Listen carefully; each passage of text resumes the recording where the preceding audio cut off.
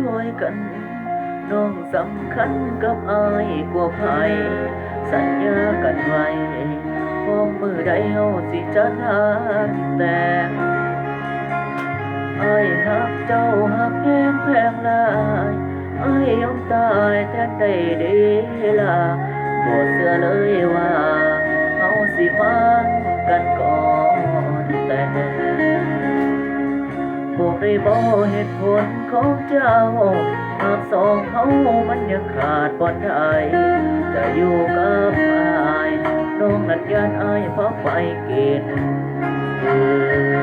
อยู่กันมาเกือบปีอายบ่เคยขัดใจเจ้า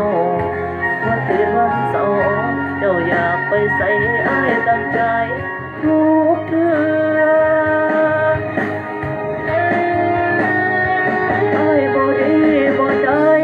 คือจังทำให้กันคักแท้หนอหรือเจ้าเล่นบ่พอยังอยากเป็นโสดบ่พร้อมมีคู่กายเจ้าอยู่กับอายจะอยู่กับไผอายยังบ่ฮู้บอกมาเบิ่งดูสิสานต่อหรือว่าพอสำนีอายสิโทรหาพ่อกับแม่มาซอยแก้กับสิ่งที่เป็นอยู่เอาว่าเฮาบ่แม่นเนื้อคู่อายบ่ฝืนใจเจ้าต่อความหักมันบังคับบ่ได้เป็นฝืนไปเฮาสิมีสุขบ่ก็ว่าเจ้ายังเล่นบ่พอก็เสื้อลิ้นต่อสาลา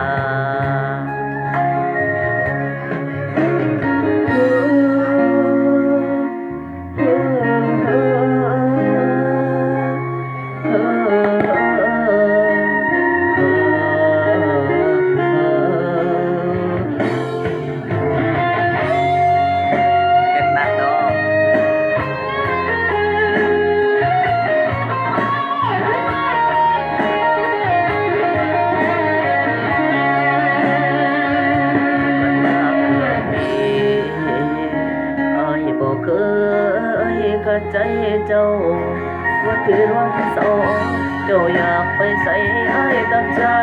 ทุกเทื่ออายบ่ดีบ่ได้คือจังทำให้กันคักแท้หนอหรือเจ้าเล่นโง่ยังอยากเป็นโสดบ่พร้อมมีคู่กายเจ้าอยู่จะอยู่กับไผอายยังบ่ฮู้บอกมาเบิ่งดูสิสานต่อหรือว่าพอสำนีอายสิโทรหาพ่อกับแม่มาซอยแก้กับสิ่งที่เป็นอยู่เอาว่าเฮาบ่แม่นเนื้อคู่อายบ่ฝืนใจเจ้าต่อความหักมันบังคับบ่ได้เป็นฝืนไปเฮาสิมีสุขบ่หากว่าเจ้ายังเล่นบ่พอก็เสื้อลิ้นต่อสา